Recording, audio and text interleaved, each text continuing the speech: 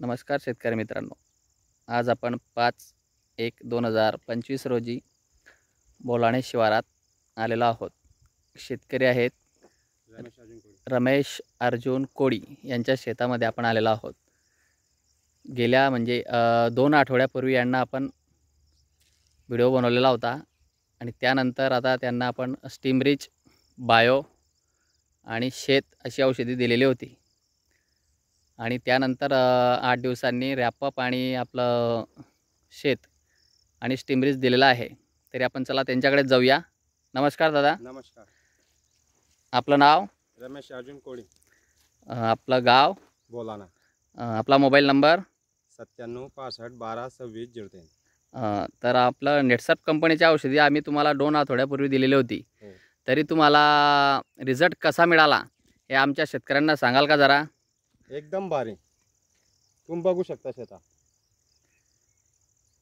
हे आपलं कुठल्या पद्धतीने पेरणी केलेली आहे हे शेतकऱ्यांना सांगाल जरा. म्हणजे ती नवीन पद्धत आहे तुमची आधुनिक, त्या पद्धतीने नवीन वाटचालीचे शेतकरी चालतील या पद्धतीने थोडं सांगाल जरा शेतकऱ्यांना. नवीन म्हणजे या पद्धतीने पेरले की आपले फुवारा मारायला बी जागा राहते.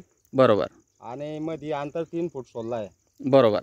4 तासांच्या मध्ये अंतर आपण 3 फूट घेतलं आहे. बरोबर आहे. आणि पिकाला मोकळा असल्यामुळे ते फार चवडं होतं. हवा खेळते असते पिकांना म्हणून ते एकदम हरभरा पण भारी झालेला आहे.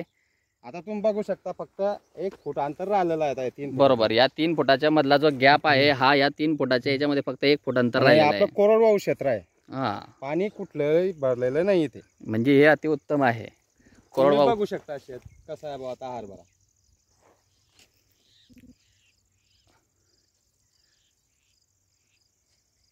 तुम्हाला हे कोणी प्रोव्हाइड केलं होतं, त्यांचं नाव काय?